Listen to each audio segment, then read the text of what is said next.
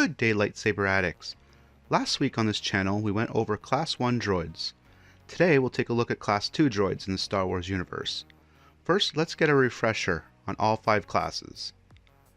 Class 1 droids worked in the fields of mathematics, physics, physical sciences, and medicine. Class 2 droids were programmed for engineering and other technical sciences. Class 3 droids were programmed to interact with humans. Class 4 droids were programmed to fight, and Class 5 droids were simple labor droids that did menial labor that no one really wanted to do. As with the Class 1, there are many Class 2 droids, but we will go through a few of them that we've seen on screen. Now that we went over that, let's get into this. The R2 series. The R2 series astromech droid was a model of astromech produced by Industrial Automaton, boosting a level of success that was never equaled in Industrial Automaton's long history. A combination of excellent design, high quality marketing, and good timing made this astromech droid one of the most sought after droids in history, and one of the few vintage astromech series still in active production, decades after it was first designed, including the prototype R20. The line was so successful, the Galactic Empire would take credit for its design. The average cost for an R2 unit was about 4,245 Republic credits. Like its forerunners, the R2 unit was designed to work in and around space vessels as a diagnostic and repair unit. But unlike the clunky R1 series, this rounded waist hydroid was made specifically to fit in military starfighter astromech slots. This was a radical departure, as previously all such droids had been dedicated government models. When plugged into a T-65 X-Wing or similar starfighter, the R2 monitored flight performance, pinpointed and corrected technical problems, and performed power management and optimizing shipboard systems. Its ROM library had reference and repair designs for well over 700 Starship models to ensure it was able to do its functions in repair work. With its intellect's 4 internal computer scans technical files, also pinpointing potential problems, as well as finding data patterns or debug computer codes, allowing it to conduct over 10,000 MPF operations per second. Unit could store up to 10 sets of hyperspace vector coordinates in the RAM of its astrogation buffer, thus allowing for even ships with limited navicomputers to make hyperspace jumps, and also acting as a backup in the event of a navicomputer malfunction. Many had the intelligence and experience to perform engine startup and pre-flight taxiing. The R2 unit operated flawlessly in the vacuum of interstellar space. R2 units were equipped with a holographic recording mode. Its built-in telecom software also allowed it to communicate with computers under the jurisdiction of both the Imperial Navy transmission and the corporate standard sector communication systems, as well as being given custom communication software. Its sensor package is equally quite impressive, with a full spectrum transceiver, electromagnetic, heat, motion, and life form indicators. The droid also had a fully maneuverable video sensor deployed from its domed head, allowing it to inspect enclosed spaces or peer over obstacles. The line also possessed a retractable jack that allowed the unit to plug directly into an Imperial standard computer ports, thus allowing it a direct hardwired connection to most computers. It also had a flexible video sensor unit that allowed it to examine hard-to-see workplaces via a 360-degree rotational joint with a maximum reach of 0.85 meters. Aside from this video sensor, the R2 line also had a wide sensor array for almost any purpose, including full spectrum transceiver, electrophotoreceptors, DIRs, heat and motion detectors, all of which were routed to the R2's Intellect's 4 internal computer that supported sophisticated analysis programming, including life form identification subroutines. Each R2 came equipped from the factory with 2 manipulator arms, a heavy-duty grasper with a 25 kilo lifting capacity, and a 10 kilo grasping measure, as well as a fine manipulator with a 2 kilo lifting capacity.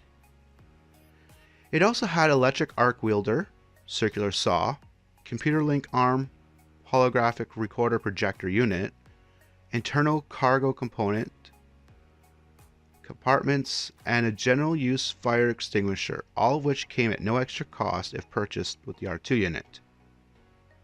The company offered a variety of aftermarket packages, but industrious users also managed to equip R2s with such items and accessories as underwater propellers, laser pointers, jet thrusters, remote sensor limpards, and inflatable rafts. This adaptability made the R2 units particularly popular among tech heads, who often would have running competitions over who could outfit the most stuff on the R2 unit. The BB series. The BB series astromech droid was a model astromech active during the era of the Cold War, featuring a spherical body that allowed the droid to roll in any direction, with the head usually atop the body but not meant to be permanently and physically attached to it, which would inhibit the droid's ability to roll around. Like earlier astromechs, the BB unit could fit into the droid socket of a starfighter. Powered by a selenium drive, these droids had an internal motor that allowed their spherical bodies to roll across a variety of terrain, keeping their domed heads fixed on top with magnetic casters. Rather than keeping the head tethered by a single contact point, wireless telemetry allowed the two sections of the droid to communicate. The internal gyroscope propulsion system was self-correcting, and surface sensors on the spherical body allowed the droid to travel across uneven environments such as a desert, with the benefits of its shell being sealed from dust contamination. For areas that proved too difficult for the motor to traverse, BB units were equipped with compressed liquid cable launchers that could tether and reel the droid in to hard-to-reach spots. As the droid's body faced in all directions at all times, it needed only to accelerate rather than turn.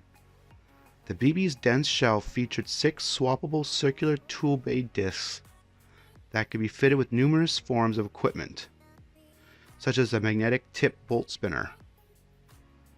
The droid's dome head was composed of lightweight cranial frame featuring a large round primary photoreceptor and a small articulated hollow projector array. The droid's sensors featured advanced calibrated synthetic optics, transmitter and receiver antenna extended from the top of the head, and data ports were located above the band of stainless axiom girding the bottom of the dome. The head could be dislodged from the body given significant force, but could quickly reattach itself with the magnetic casters.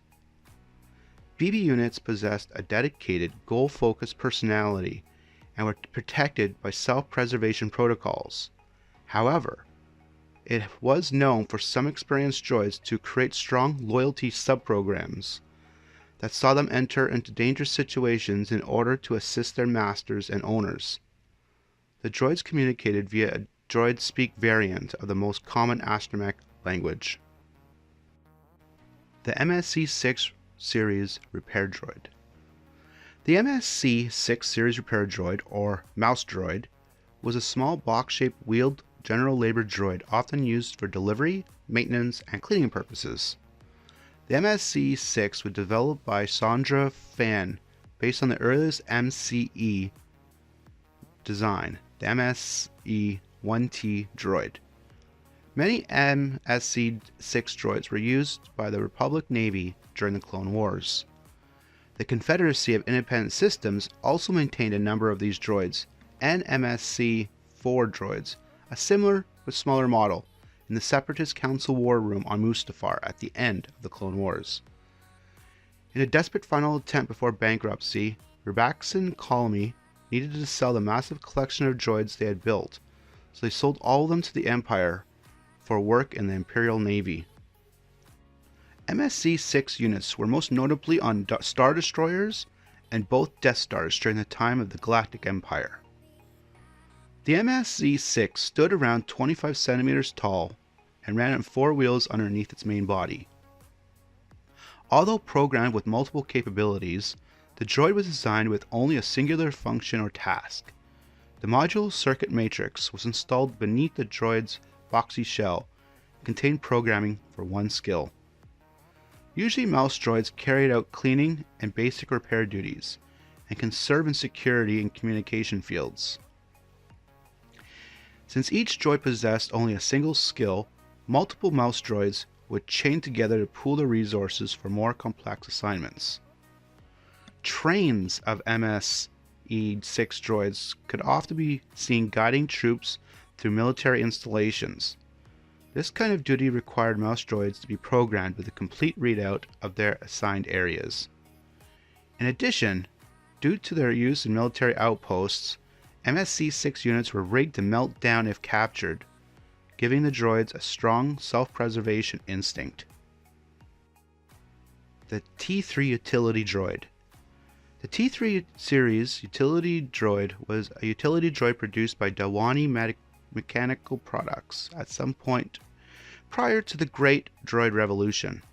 They remained popular for years to come and were still the most recent of a long line of physically identical models as of 3,956 BBY. The T-3 droid was originally designed for repair and general maintenance duties and worked at its optimum level aboard starships.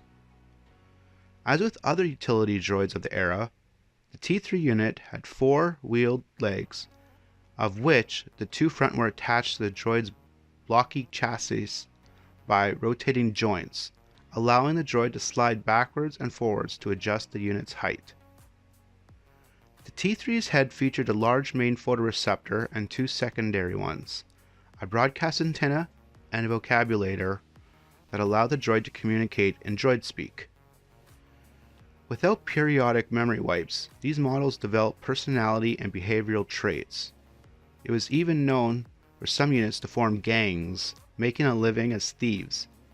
Others sold their computer slicing skills to criminals. The sophisticated mechanical and computer training software loaded into the T-3 Utility Droid allowed it to function in capacity of an engineer or even a co-pilot aboard a starship, making it a favored purchase for traders and smugglers alike. One common modification was the addition of a starfighter interface package, allowing the droid to plug directly into a specialized slot on a starfighter, granting starfighter pilots the same benefits that transport pilots have come to expect from the T-3. Some custom T-3 droids also had weapons mount available to fit a number of blaster pistols mounted on the droid, which was considered an unusual feature for a droid designed for everyday tasks. One of the most famous droids of this series was the T-3M4, a prototype of an upgraded T-3 unit Dawei introduced prior to the Jedi Civil War. Those are some of the Class 2 droids. What is your favorite Class 2 droid? Let us know in the comments below. And stay tuned for the video on Class 3 droids coming soon. Have a great day. You can follow us at our social media on Twitter, Facebook, Instagram, and Patreon. Thank you for all the support.